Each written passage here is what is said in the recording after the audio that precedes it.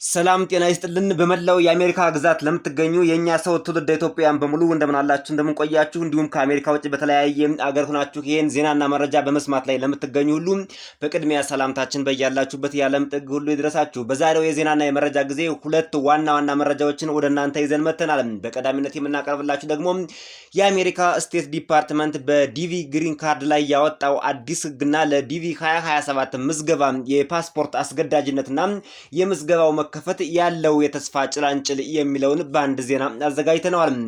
በቀጣይነት የሚቀርበው ደግሞ አሜሪካን ሀገር ለምትኖሩ ትውልደ ኢትዮጵያውያን በሙሉ የሀገር ውስጥና የውጭ ሀገር በረራዎችን ለማድረግ ላቀዳችሁ አዲስ ሰበር ዜና ተሰምቷል። ጉዟችሁ እንዳይስተጓጎል ይህን መረጃ ሰምታችሁ ወስኑ። የዩቲዩብ ቻናሉን ሰብስክራይብ እያደረጋችሁ ግቡ። እኔ ዜናዎችንና መረጃዎችን ለእናንተ በሚመጥን ብቻ ሳይሆን በሚጠቅም መልኩ አዘጋጅቻቸዋለሁ። አብረን እንከታተለው። ወደ ቀዳሚው መረጃ ስናልፍ በአሜሪካ የሀገር ውስጥ የደህንነት መስሪያ ቤት ዲፓርትመንት ኦፍ ሆምላንድ ሴኩሪቲ ላይ የተከሰተው በከፊል የመንግስት ስራ ማቆም ፓርሻል ገቨርንመንት ሸትዳውን ዛሬ 26ኛ ቀኑን ይዟል። ይህም በሚሊዮኖች የሚቆጠሩ አሜሪካውያን ለጸደይ ረፍት ስፕሪንግ ብሬክና ለሌሎች የተለያዩ የጉዞ ዓላማዎች ለሚንቀሳቀሱ ግለሰቦች ከፍተኛ መስተጓጎልና ከፍተኛ ወረፋም ፈጥሯል ነው የተባለው። በአየር ማረፊያዎች ላይ ያለው ወቅታዊ ሁኔታ ምንድን ነው? የቲኤስኤ ሰራተኞች ያለ ደመወዝ እንዲሰሩ መገደዳቸው በበረራዎች ላይ ከፍተኛ መዘግየት እንዲያስከትል እንደ ዋናና ትልቅ ምክንያት ሆኗል። ቲኤስኤ የሚባለው በአሜሪካን ሀገር በአውሮፕላን ማረፊያ ጣቢያዎች ላይ የሚሰሩ ትራንስፖርቴሽን ሴኩሪቲ አድሚኒስትሬሽን የሚባሉ ሰራተኞች ናቸው። እነዚህ ሰራተኞች ደግሞ ተጠሪነታቸው ለዲፓርትመንት ኦፍ ሆምላንድ ሴኩሪቲ ነው። ዲፓርትመንት ኦፍ ሆምላንድ ሴኩሪቲ በስደተኞች ላይ በሚፈጽመው የሰብአዊ መብት ጥሰት የተነሳ ዲሞክራቶች ባቀረቡት ክስና ባቀረቡት ተቃውሞ ምክንያት በአሜሪካ መንግስት የሚጸድቅለትና የሚቀርብለት በጀት ሙሉ በሙሉ ተዘግቷል ማለት ይቻላል። አብዛኛዎቹ የዲፓርትመንት ኦፍ ሆምላንድ ሴኩሪቲ እንቅስቃሴዎችም የተገደቡ ሆነዋል። ረጃጅም ሰልፎችን በአሜሪካ የአውሮፕላን ማረፊያ ጣቢያዎች መመልከት የቅርብ ጊዜ ትዝብታ ሆኗል። በትላልቅ የአየር ማረፊያዎች የደህንነት ፍተሻ መጠበቂያ ጊዜ ከወትሮ በተለየ ሁኔታ ጨምሯል። ያ ማለት ለደህንነት ፍተሻዎች እጅግ ረጅም ጊዜ እየወሰደ ነው ማለት ነው። በአሜሪካን ሀገር የተለያዩ የአውሮፕላን ማረፊያ ጣቢያዎች የሚሰሩ የቲኤስኤ ሰራተኞች ያለ ደመወዝ እንዲሰሩ በመገደዳቸው ምክንያት በረራዎች ላይ ከፍተኛ መዘግየትና መስተጓጎል እየተከሰተ ይገኛል።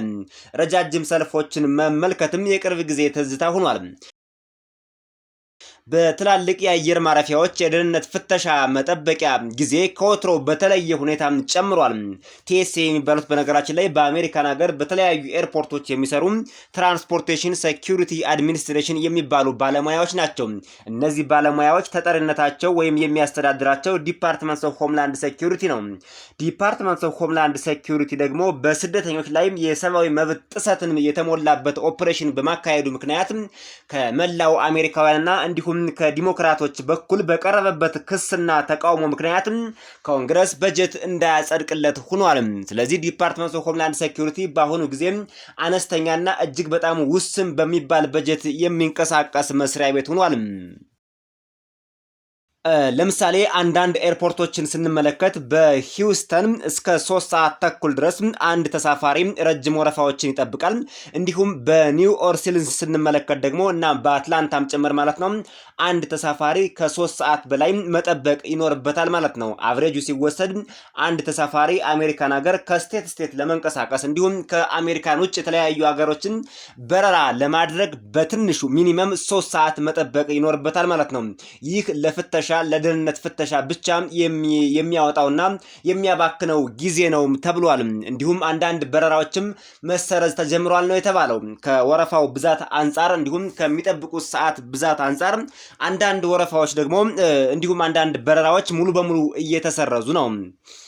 የሰራተኞች እጥረት ብዙ የቲኤስኤ ሰራተኞች የትራንስፖርትና የልጆች ማቆያ ክፍያ ማግኘት ባለመቻላቸው ከስራ እየቀሩ መሆኑም ተነግሯል።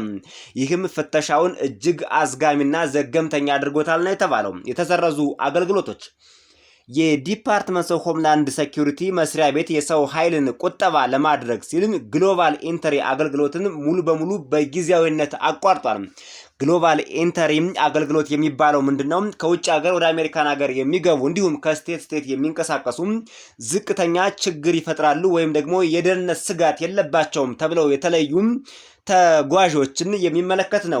ምንድነው የሚደረገው? እነዚህ ተጓዦች ለአሜሪካ ብዙም ችግር የለባቸውም ወይም ደግሞ የሴኩሪቲ ችግር የለባቸውም ተብለው ስለሚታሰብ በቀላል ፍተሻ እንዲያልፉ ይደረጋል። ያ ማለት በጣት አሻራ ወይም ደግሞ ፎቶአቸውን ብቻ እስካን በማድረግ ከአሜሪካ የኢሚግሬሽን መስሪያ ቤት መረጃቸውን በማገናኘት በቀላሉ እንዲያልፉ ይደረግ ነበር። ነገር ግን እሱ አገልግሎት በአሁኑ ሰዓት ሙሉ በሙሉ እንዲቆም ሆኗል። ስለዚህ ሁሉም ተጓዥና ተሳፋሪ የሚባልም በሙሉ ከፍተኛ ፍተሻን አልፎ ነው የሚንቀሳቀሰው ማለት ነው። እሱን ለማድረግ ደግሞ ዲፓርትመንት ኦፍ ሆምላንድ ሴኩሪቲ ለቲኤስኤ ሰራተኞች የሚመድበው በጀት በማነሱ ብቻም ሳይሆን ደመወዝ መክፈል ባለመቻሉም አብዛኛዎቹ በነፃ እየሰሩ ስለሆነ ሁኔታውን በከፍተኛ ሁኔታ አዝጋሚ አድርጎታል ተብሏል። የፖለቲካ ውጥረት ይህ መዘግየት የጀመረው በየካቲት 7 ወይም ደግሞ ፌብራሪ 14 2026 በኮንግረስ ውስጥ በስደትና በድንበር ጥበቃ ማሻሻያዎች ላይ ስምምነት ባለመደረሱ ምክንያት ነው። በተለይ የአይሲኢ ፖሊሶች በስደተኞች ላይ የሚፈጽሙትን የሰብአዊ መብት ጥሰት ተከትሎ ከዲሞክራቶች በተነሳው ጥያቄና ተቃውሞ ምክንያት በዲሞክራቶችና በሪፐብሊካን መካከል ኮንግረስ ላይ ስምምነት መደረስ ባለመቻሉ ይህ ዲፓርትመንት ከአሜሪካ የመንግስት መስሪያ ቤቶች ተለይቶ የበጀት እጥረት አጋጥሞታል። በጀትም አልተመደበለትም። ታዲያ በአንዳንድ የኢሚግሬሽን መስሪያ ቤቶች አገልግሎት ላይና በአሜሪካ የጉዞ ፕሮግራሞች ላይ ከፍተኛ መጉላላት እየተፈጠረ ነው ተብሏል። የዲሞክራቶቹ አቋም ስንመለከተው በፌዴራል ወኪሎች ላይ የሰውነት ካሜራ ቦዲ ካሜራ እንዲታጠቁና በግል ይዞታ ላይ ለሚደረግ የስር የፍርድ ቤት ትዕዛዝ እንዲኖር የሚያስገድድ ማሻሻያ ካልተካተተ በስተቀር በጀቱን አናጸድቅም ብለዋል። የአይሲ ኤጀንቶች ደግሞ በሁሉም አካባቢ ቦዲ ካሜራ አይጠቀሙም። እንዲሁም ስደተኞችን ለመያዝ እስካሁኗ ሰዓትና ደቂቃ ድረስ የፍርድ ቤት ትዕዛዝን እየጠበቁ አይደለም፣ በአንዳንድ የአሜሪካ ግዛቶች ማለት ነው። በዚህ ምክንያት ዲፓርትመንት ኦፍ ሆምላንድ ሴኩሪቲ ያለ በጀት እንዲንቀሳቀስ ሆኗል። የሪፐብሊካኖች አቋም ደግሞ ዲሞክራቶች የሀገሪቱን ደህንነት ለፖለቲካ ቁማር እየተጠቀሙበት ነው ብለው ይከሳሉ። የነጩ ቤተ መንግስት ባለስልጣናት ዲሞክራቶች ያቀረቡት ቅድመ ሁኔታ ለብሔራዊ ደህንነት እንቅፋት ይፈጥራል ይላሉ። እንግዲህ ዲሞክራቶች ለዜጎች ደህንነት ሲሉ ነው፣ በተለይ ለስደተኞች መብት ከመቆም አንጻር ነው የዚህን ዲፓርትመንት በጀት የዘጉት ማለት ነው። ለተጓዦች የምንሰጠው ምክር ከዚህ መረጃ ተነስተን እንዲሁም ከነዚህ ተቋማት ባገኘነው መረጃ መሰረት ትውልደ ኢትዮጵያውያን እዚሁ አሜሪካን ሀገር ከስቴት ስትንቀሳቀሱ እንዲሁም ከአሜሪካ ውጭም ስትንቀሳቀሱ ወደ አሜሪካን ሀገርም ለምትመጡ በሙሉ እነዚህን ዋና ዋና ነጥቦች ታሳቢ አድርጋችሁ ተንቀሳቀሱ። በአሜሪካን ሀገር በሚገኙ ኤርፖርቶች ላይ በረራ ለማድረግ በዚህ ሳምንት አቅዳችሁ ከሆነ እነዚህን ነጥቦች ቀድማችሁ ታሳቢ አድርጉ። ለሀገር ውስጥ በረራ ቢያንስ ከ4 እስከ 5 ሰዓት ቀድማችሁ መገኘት አለባችሁ። በአሁኑ ሰዓት በአሜሪካን በሚገኙ በአብዛኛዎቹ ኤርፖርቶች ረጃጅም ሰልፎችና ረጅም ጊዜ የሚወስድ የደህንነት ፍተሻ ስላለ ይሄን ነገር ቀድማችሁ ካልተገኛችሁ ወረፋው ሊደርሳችሁ አይችልም። ዘግይታችሁ የምትመጡ ከሆነ በረራችሁ ለነገ ሊተላለፍ ይችላል፣ አልፎ ተርፎም ለሳምንትም ጭምር ሊተላለፍባችሁ ይችላልና በጉዟችሁ ላይ መጉላላትና እንግልት እንዳይፈጠር ቀድማችሁ መገኘት ይኖርባችኋል። መረጃዎቹን ተከታተሉ። የምትጓዙባቸውን የኤርፖርቶች የሚወጡ የማህበራዊ ሚዲያ መረጃዎችን እንዲሁም በእናንተ ኢሜል የሚላክላችሁን መረጃዎች በፍጥነት ተከታተሉ። አጭር የጽሁፍ መልእክት የሚደርሳችሁ እንዲሁም አጭር የስልክ መስመሮችንም ተጠቅማችሁ በየጊዜው የበረራ መረጃዎችን አፕዴት ማድረጋችሁን አትርሱ። ለመጓዝ ከቤታችሁ ስትወጡ ቀላልና በጣም ኮተት ያልበዛባቸውን ሻንጣዎች ለመያዝ ሞክሩ። ይህ የፍተሻ ሂደቱን ያፋጥነዋል። በጣም ቀላል ቦርሳዎችን ነው መያዝ ያለባችሁ። ትልልቅ እቃዎችንና የፍተሻ ጊዜውን የሚያራዝሙ እቃዎችን በያዛችሁ ቁጥር የፍተሻ ጊዜያችሁ እየተራዘመ ነው የሚሄደው። ስለዚህ የፍተሻውን ሂደት ቀለል የሚያደርጉ ሻንጣዎችን መያዛችሁን አትርሱ። ይህ አሜሪካን ሀገር ከስቴት ወደ ስቴት በረራ ለማድረግ ላሰባችሁ የሚጠቅም መረጃ ነው። ከአሜሪካ ውጭ ለምትጓዙ በሙሉ ከሀገር ውጭ ለምትጓዙ ኢንተርናሽናል ትራቨለርስ ለምትባሉ ደግሞ እነዚህ ወደ 5 የሚጠጉ ነጥቦች ለእናንተ አስፈላጊ ሆነው ተቀምጠዋል። ወደ ውጭ ለሚጓዙ ከፍተኛ መዘግየት በተጨማሪም አዳዲስ የ2026 የጉዞ ህጎችን ማወቅ ያስፈልጋቸዋል። የጊዜ ቅድመ ዝግጅት ለዓለም አቀፍ በረራዎች ቢያንስ ከ5 እስከ 6 ሰዓት ኤርፖርት ላይ ቀድማችሁ መገኘት አለባችሁ። በረራችሁ ከቀኑ 7 ሰዓት ከሆነ እናንተ ከጧቱ 1 ሰዓትና 2 ሰዓት ጀምሮ ኤርፖርት መገኘት ይኖርባችኋል ማለት ነው። ግሎባል ኢንተሪ መታገድ ግሎባል ኢንተሪ አገልግሎት በአሁኑ ወቅት በዲፓርትመንት ኦፍ ሆምላንድ ሴኩሪቲ በመዘጋት ምክንያት በዚህ ምክንያት ተቋርጧል። ወደ አሜሪካ ሲመለሱ ፈጣን የጉምሩክ ፍተሻ ለማግኘት ሌላ አማራጭ ግን ተጠቀሙ። በተለይ ይሄ ግሎባል ኢንተሪ የሚባለው እንደነገርናችሁ ለአሜሪካ ቀላል ስጋት ናቸው። ለአሜሪካ የደህንነት ስጋት ችግር የለባቸውም ተብለው የተለዩ ተጓዦች በቀላሉ በትንሽ ፍተሻ የሚያልፉበት ህግ ነበር። እሱን ዲፓርትመንት ኦፍ ሆምላንድ ሴኩሪቲ በጀቱ በመዘጋቱ ምክንያት እሱ አገልግሎት ተዘግቷል ነው የሚለው። እንደ አማራጭ ሞባይል ፓስፖርት ኮንትሮል መተግበሪያ አፕ አለች። እሷን በስልካችሁ አውርዳችሁ ጭናችሁ እሱን ተጠቀሙ። እሱን ስትጠቀሙ ልክ እንደ ግሎባል ኢንተሪ የተሻለ ፍጥነት ያለው አገልግሎት ታገኛላችሁ ነው እንግዲህ አዲስ የወጣው ህግ የሚያሳየው። ሌላው አዳዲስ ፍቃዶች ነው። ወደ አውሮፓ የሚጓዙ ከሆነ አዲሱ ኢቲአይኤስ ፍቃድ መስፈርት መጀመሩን አስታውሱ። ከመነሳታችሁ በፊት የፍቃዱን ማግኘታችሁን ማረጋገጥ አለባችሁ። ይሄ በ2026 የወጣ አዲስ ህግ ነው። ከአሜሪካ ወደ አውሮፓ ለምትጓዙ በሙሉ ኢቲአይኤስ የሚባል አዲስ ፍቃድ አለና እሱን ፍቃድ ካላገኛችሁ በቀር ወደ አውሮፓ መሄድ ስለማትችሉ ኢቲአይኤስ የሚባለውን ፍቃድ ቀድማችሁ ከኤርፖርት ማግኘታችሁን እንዳትረሱ ነው። ሌላው የደህንነት ጥንቃቄ ነው። በቅርቡ የወጣውን ዓለም አቀፍ የጉዞ ማስጠንቀቂያ ከግምት ውስጥ ያስገቡ። ለደህንነታችሁ ሲባል በውጭ ሀገር ባሉት ወቅት በስቴት ዲፓርትመንት ፕሮግራም ላይ የወጡትን አዳዲስ የደህንነት ጥንቃቄዎች ተግባራዊ አድርጉም። ለምሳሌ ሰሞኑን በአሜሪካና በኢራን ጦርነት መካከል ባለው ችግር ምክንያት ዲፓርትመንት ኦፍ ስቴት ወይም ደግሞ ስቴት ዲፓርትመንት የሚባለው የአሜሪካ የውጭ ጉዳይ መስሪያ ቤት ማለት ነው የተለያዩ የደህንነት ጥንቃቄ መረጃዎችን ያወጣል። እነሱን ጥንቃቄዎች ቀድማችሁ መገንዘብ፣ ማወቅ፣ መረዳት ይኖርባችኋል ማለት ነው።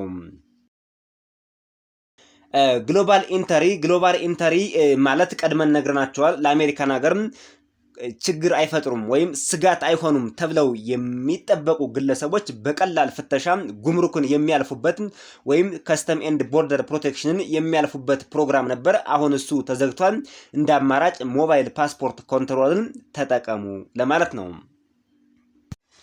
ወደ ቀጣዩና ወደ መጨረሻው መረጃ ስናልፍ የአሜሪካ የውጭ ጉዳይ መስሪያ ቤት ስለ ዲቪ ሎተሪ አዲስ ህግ አውጥቷል። እንዲሁም ዲቪ 2027 ሬጂስትሬሽን የመጀመሩና ፖርታሉ የመከፈቱ አዲስ ፍንጭ እየተሰማ ነው። ዝርዝሩን አብረን እንከታተለው። የአሜሪካ ስቴት ዲፓርትመንት በዲቪ ግሪን ካርድ ላይ ያወጣው አዲስ ህግና ለዲቪ 2027 ምዝገባ የፓስፖርት አስገዳጅነትና የምዝገባው መከፈት የተስፋ ጭላንጭል ይላል የዜናችን ርዕስም። የአሜሪካ የውጭ ጉዳይ ሚኒስቴር የዩናይትድ ስቴትስ ዲፓርትመንት ኦፍ ስቴት አዲስ ደንብ አጠናቆ በስራ ላይ ሊተገብር ነው። ይህ ደንብ ምንድነው? የዳይቨርሲቲ ቪዛ ወይም ዲቪ ፕሮግራም በተለምዶ ግሪን ካርድ ሎተሪ ተብሎ የሚታወቀው ተሳታፊዎች ሎተሪውን ከማግኘታቸው ወይም ከመሙላታቸው በፊት ፓስፖርት እንዲኖራቸው ያስገድዳል። ከዚህ በፊት በዲቪ ፕሮግራም ማንኛውም ሰው ዲቪ ከደረሰው በኋላ ነበር ፓስፖርት እንዲያቀርብ የሚጠየቀው። አሁን ግን ዲፓርትመንት ኦፍ ስቴት ወይም የአሜሪካ የውጭ ጉዳይ መስሪያ ቤት ባወጣው መረጃ መሰረት አንድ ሰው ዲቪ ለመሙላት ሲፈልግ ቅድሚያ ፓስፖርት ያስፈልገዋል። ፓስፖርቱንም ሙሉውን እስካን አድርጎ አፕሎድ አድርጎ በዲቪ ሬጂስትሬሽን ፖርታል ላይ ማስገባት እንዳለበት አዲስ ህግ ወጥቷል። ዲቪ 2027 በነገራችን ላይ ፓውዝ የሆነበት ዋናው ትልቁ ምክንያት አዳዲስ የዲቪ ፕሮግራም ህጎችና ለውጦች ማሻሻያዎች እየተሰሩ ስለሆነ ነው። አሁን ግን የሚያሳየው የአሜሪካ የውጭ ጉዳይ መስሪያ ቤት በዲቪ ዙሪያ ያሉ ህጎችን በሙሉ አጠናቅቄ ጨርሻለሁ እያለ ነው። ስለዚህ ዩናይትድ ስቴትስ ሲቲዝንሺፕ ኤንድ ኢሚግሬሽን ሰርቪስ የሚባለው ተቋም ዲቪ ምዝገባን በቅርቡ ይጀምራል ተብሎ ይጠበቃል። በአዲሱ ህግ መሰረት ፓስፖርትን ስካን አድርጎ አፕሎድ ማድረግ የምዝገባው አንዱ አካል ሆኖ ተወስኗል። ይህ ደንብ ዓላማው ምንድነው? ማጭበርበርን መቀነስ፣ ማንነትን ቀደም ብሎ ማረጋገጥና የብሔራዊ ደህንነትን ማጣራትን ማጠናከር ነው ዋናው ዓላማ ተብሏል። ይህ ደንብ በመጀመሪያው የትራምፕ አስተዳደር ዘመን የተሞከረ ቢሆንም እንኳን እስካሁን ተግባራዊ አልነበረም። ነገር ግን በ2022 በፍርድ ቤት ተሰርዞ ነበር። ፕሬዚዳንት ትራምፕ ከዚህ በፊት በቀድሞ የስልጣን ዘመናቸው ይሄን ነገር ተግባራዊ አደርጋለሁ ብለው ተንቀሳቅሰው ነበር። የአሰራር ችግር በመፍጠሩ ምክንያት ፍርድ ቤቱ አግዶት ነበር። አሁን ትክክለኛውን ሂደት ተከትሎ እንደገና ጸድቆ ወጥቷል። ፕሬዚዳንት ትራምፕ የፍርድ ቤት ሂደትን ሳይከተሉ እንዲሁም ወደ አሜሪካን ሀገር ለዲቪ የሚመጡ ዜጎች በሙሉ ፓስፖርት ቀድመው እንዲያወጡና አፕሎድ አድርገው እንዲያስገቡ የሚል ህግ አወጣ። ፍርድ ቤቱ ብሎክ አድርጎት ነበር። አሁን የፕሬዚዳንት ትራምፕ አስተዳደር የህግ አግባብን ተከትሎ ይህ ነገር በህግ እንዲጸድቅ አድርጎታልና ከዚህ በኋላ ወደ አሜሪካን ሀገር ዲቪ ሞልታችሁ ለመምጣት ለምትፈልጉ እዚሁ አሜሪካን ሀገርን በተለያየ የቪዛ ፕሮግራም ሆናችሁ ዲቪ መሙላት ለምትፈልጉ በሙሉ ፓስፖርታችሁን አፕሎድ ማድረግ ያስፈልጋል። መቼ ይጀምራል? ደንቡ የጸደቀው ማርች 10 2026 ነው። ትናንት ነው ይህ ህግ የጸደቀው። 30 ቀን ወይም ከ30 ቀን በኋላ ሙሉ በሙሉ ተግባራዊ ይሆናል። ስለዚህ ያ ማለት ኤፕሪል 10 እስከ ኤፕሪል 11 ድረስ 2026 ማለት ነው። ይህ ህግ በስራ ላይ ይውላል። ያ ማለት ዲቪ ፕሮግራም 2027 ሬጅስትሬሽን ከኤፕሪል ወር በኋላ ሊጀምር እንደሚችል ፍንጭ የሚሰጥ መረጃ ነው ማለት ነው። ዲቪ ፕሮግራም 2027 ላልተወሰነ ጊዜ ፓውዝ ሆኗል ነው የተባለው። ስለዚህ የመከፈት ቻንሱ በቅርብ እንደሚሆን ይህ ፕሮግራም ያሳያል ወይም ይህ አዲስ ህግ እሱን ያመላክታል ማለት ነው። ምክንያቱም ስትመለከቱት ይህ አዲስ ህግ የወጣው ዲቪ ፕሮግራምን ለመክፈት አስበው ነው። ዲቪ ፕሮግራም ካልተከፈተ ይሄ ህግ ምንም ትርጉም የለውም። ወደ አሜሪካን ሀገር በዲቪ የሚመጡ ዜጎች ፓስፖርታቸውን አፕሎድ እንዲያደርጉ በምዝገባ ወቅት ማለት ነው። ማለት ምን ማለት ነው? ይህ ማለት ዲቪ ፕሮግራም ሊከፈት ነው ማለት ነው። ዲቪ ፕሮግራም ካልተከፈተ ይህ ህግ ምንም ትርጉም የለውም ማለት ነው። መኪና ከሌለ ስለ ነዳጅ ማውራት አንችልም። አንድ ሰው ቀድሞ መኪና ሲኖረው ነው የነዳጅ ዋጋ የሚያስጨንቀው። ስለዚህ መኪና የሌለው ሰው ስለ ነዳጅ ዋጋ ሊያስብ አይችልም ማለት ነው። ይሄም እንደዛ ነው። የዲቪ ፕሮግራም ካልተከፈተም ስለ ዲቪ ሎተሪ ስለመሙላት ቀድሞ ፓስፖርት ማስፈለጉም አያስፈልጋቸውም ነበር። ስለዚህ የዲቪ ፕሮግራም በአጭር ጊዜ ውስጥ ሊለቀቅ ወይም ፖርታሉ ሊከፈት ይችላል። የተከበራችሁ አድማጭ ተመልካቾቻችን ለዛሬ ከአሜሪካ የኢሚግሬሽን መረጃዎች ጋር ተያይዞ አጭር ዜናና መረጃ ያቀረብንላችሁ በዚህ ተጠናቋል። በሌላ ፕሮግራምና መረጃ እስከምንገናኝ ሰናይ ቆይታ። የዩቲዩብ ቻናሉን ሰብስክራይብ ማድረግ አትርሱ።